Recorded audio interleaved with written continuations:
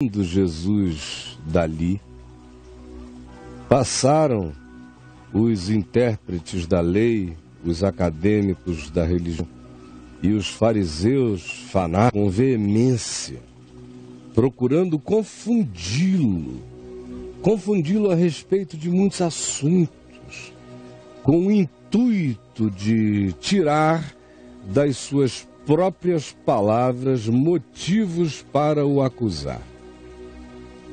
Enquanto isto, em razão de que miríades de pessoas se aglomeraram a ponto de uns aos outros se atropelarem, se pisotearem, de tantos que chegaram simultaneamente e com avidez, diante disso tudo passou Jesus a dizer, antes de tudo, aos seus discípulos, e não às multidões, embora lá estivessem, era aos discípulos que melhor compreendiam o que ele dizia, o que passou a dizer. A causa dos fariseus, eles são entrões, eles penetram. O legalismo, a justiça própria é um fermento poderoso. Ele coincide com a queda e com o pecado humano. Por isso é fácil de penetrar. Então acautelai-vos do fermento dos fariseus, que é a hipocrisia, que é essa vida para fora que não tem nenhuma correspondência com o que existe na pessoa do lado de dentro. Lembrem-se, nada há encoberto, nada que não venha a ser revelado. E nada há oculto que não venha a ser conhecido. Por isso a hipocrisia é loucura. Porque tudo o que dissestes às escuras será ouvido em plena luz. E o que dissestes aos ouvidos de alguém num cochicho, no interior da casa, será proclamado da varanda. Digo-vos, pois, amigos meus, não temais os que matam o corpo, e depois disso nada mais podem fazer a não ser matar o corpo. Esses e desses não tenham medo. Eu, porém, vos mostrarei a quem deveis temer. Temei, sim, aquele que depois de matar tem poder de lançar no inferno. Não é morrer o que mata é morrer morrendo. A este que tem esse poder, sim, digo-vos, a esse deveis temer. Não se vendem 5 pardais no mercado por 2 asses, por quase nada, por uma merrequinha. Entretanto, eu vos digo, nenhum deles está em esquecimento diante do vosso Pai Celeste, diante de Deus. Nenhum deles está. Pelo contrário, diante deles, diante do Pai, eles existem de dia e de noite. Sabendo disto, entendam, até os cabelos da vossa cabeça estão contados. Não temais coisa nenhuma. Bem mais valeis do que muitos pardais. Digo-vos ainda, todo aquele que me confessar diante dos homens, também eu o confessarei. Também o Filho do Homem o confessará diante dos anjos de Deus em todos os universos. Mas o que me negar, sabendo o que nega e quem nega, e deliberadamente o faz por dureza de coração, me negando o Evangelho, negando o amor, negando a prevalência da vida e não fazendo a escolha da vida, esse será negado diante dos anjos de Deus em todas as dimensões. Todo aquele que proferir uma palavra contra o Filho do Homem, isso lhe será perdoado. Mas o que blasfemar contra o Espírito Santo, aquela atitude deliberada de hostilidade contra Deus, isso não tem perdão. Quando é uma deliberação que faz o coração do homem se transformar num Satanás. Quando vos levarem, portanto, às sinagogas, igrejas, ou perante os governadores, as autoridades, as diversas formas de assembleias, não vos preocupeis quanto ao modo por que e com que respondereis, nem quanto às coisas que tiverdes de falar. Fiquem tranquilos, porque o Espírito Santo vos ensinará naquela mesma hora as coisas que deveis dizer. Apenas não se envergonhem do Evangelho. Nesse ponto, um homem que estava no meio da multidão lhe falou, bem no meio da multidão: mestre, ordena meu irmão que reparta comigo a herança. Ele não quer. Mas Jesus lhe respondeu: homem, quem me constituiu juiz ou partidor de bens entre vós? Eu não vim ao mundo para fazer esta partilha. Decidam vocês com a lucidez da justiça. Então lhes recomendou: tende cuidado e guardai-vos de toda e qualquer avareza, apego idolátrico a coisas, a bens, a posses, a poderes, porque a vida de um homem não consiste na abundância de bens que ele possui, porque a vida de um homem não consiste na abundância de bens que ele possui, porque a vida de um homem não consiste na abundância de bens, de meios e de recursos que ele possua. E lhes proferiu ainda uma parábola, dizendo: o campo de um homem rico produziu com abundância. E ele arrazoava consigo mesmo, dizendo: que farei?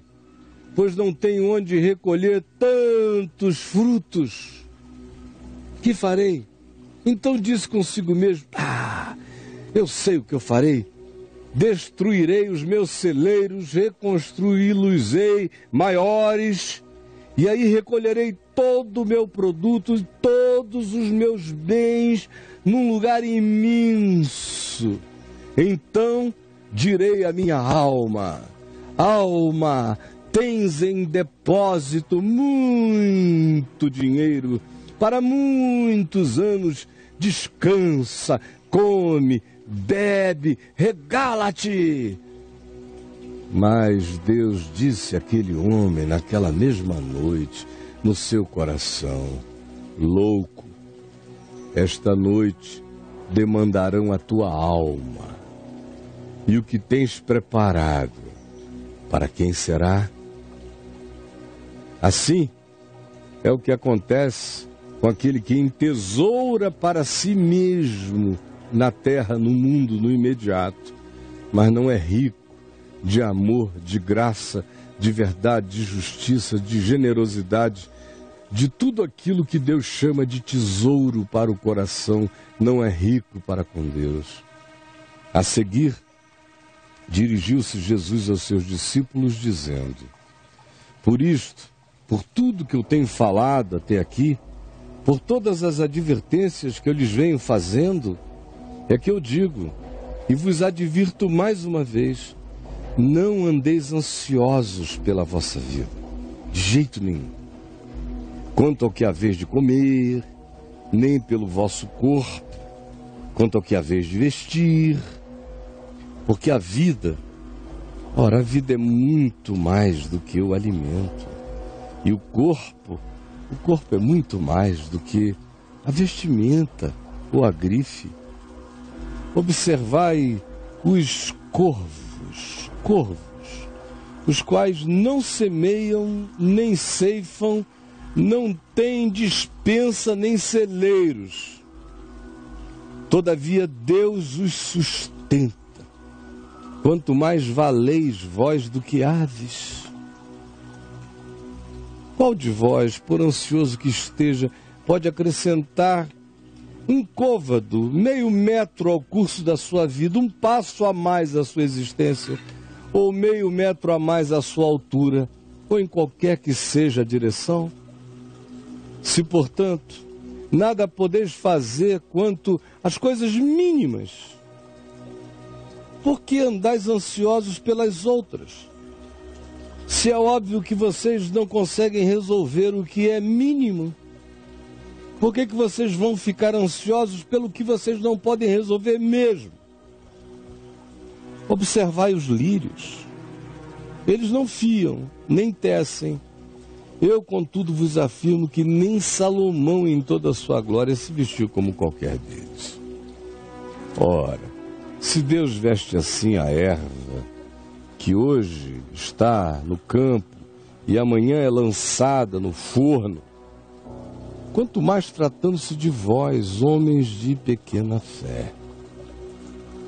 Não andeis, pois, a indagar o que haveis de comer ou beber, e não vos entregueis às inquietações, elas matam a alma, desmobilizam o ser para a verdadeira capacidade de trabalho e produção. Porque os pagãos de todo o mundo é que procuram inquieta e ansiosamente estas coisas, desesperadamente o ter, o possuir, o obter, o vestir, a riqueza. É a existencialidade de pagãos no mundo inteiro esta. Mas quem crê que tem Pai nos céus, sabe que o vosso Pai Celeste sabe o que cada um de vocês necessita. E não anda com inquietudes nem com ansiedade. Buscai, antes de tudo, o reino de Deus no coração, o amor de Deus. Ame a Deus no próximo, e estas coisas vos serão acrescentadas. Não temais, ó pequenino rebanho, porque vosso Pai se agradou em dar-vos o seu reino. Vendei os vossos bens e sejais generosos com quem não tem. Fazei para vós outros bolsas que não desgastem, tesouro inigualável nos céus, onde não chega nenhuma forma de ladrão, e a traça não consome, não destrói nada. Porque saiba, onde esteja o vosso tesouro, aí estará também o vosso coração. Sede vós semelhantes a homens que esperam pelo seu Senhor, ao voltar ele das festas de casamento, para que quando vier e bater a porta, logo lhe abram. Bem-aventurados aqueles servos a quem o Senhor, quando vier, os encontre vigilantes. Em verdade vos afirmo que ele há de cingir-lhe e dar-lhes à mesa, lugar à mesa. Haverá de cingir-se, vestir-se, dar-lhes lugar à sua mesa, e aproximando-se ele mesmo os servirá. Quer ele venha na segunda vigília, quer na terceira, chegue às 10, chegue à meia-noite, chegue de madrugada, não importa, venha quando venha. Bem-aventurados serão eles, se assim ele, o Senhor, quando vier, os achar vigilantes, em verdade, cingidos nos compromissos da sua consciência no Evangelho. Sabei, porém, isto: se o pai de família soubesse a que hora havia de vir o ladrão, ele vigiaria e não deixaria arrombar a sua casa, é claro. Ficai também vós, assim, de prontidão, apercebidos, porque a hora em que não cuidais, o Filho do Homem virá. Então Pedro perguntou: Senhor, proferes esta parábola para nós ou também para todos os demais? Disse o Senhor: quem é, pois, o mordomo fiel e prudente, Pedro, a quem o Senhor confiará os seus conservos para dar-lhes sustento a seu tempo?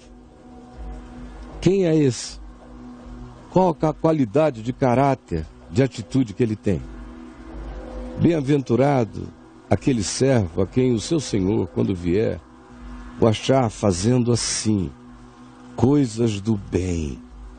Verdadeiramente vos digo que lhes confiará então todos os seus bens. Mas se aquele servo disser consigo mesmo: meu senhor está demorando demais, tarda em vir, e passar a espancar os criados e as criadas, a comer, a beber, a embriagar-se, a viver hedonicamente, virá o senhor daquele servo em dia que não o espera e em hora que não sabe, e castigá-lo-á, lançando-lhe a sorte com os que deliberam andar em infidelidade. Aquele servo, porém, que conheceu a vontade do seu senhor e não se aprontou, não se pôs vigilante, não fez segundo a sua vontade, será punido com muitos açoites. Aquele, porém, que não soube, o que soube será punido com muitos açoites. Aquele, porém, que não soube a vontade do seu Senhor e fez coisas dignas de reprovação, levará poucos açoites. Ele não soube. Quem soube levará mais, quem não soube levará menos. Mas àquele a quem muito foi dado, muito lhe será exigido. E àquele a quem muito se confia, muito desse lhe pedirão. Mas aquele a quem muito foi dado, muito lhe será exigido. E aquele a quem muito se confia, muito lhe pedirão. Este foi o Evangelho de Carreirinho, para mim e para você, no dia de hoje.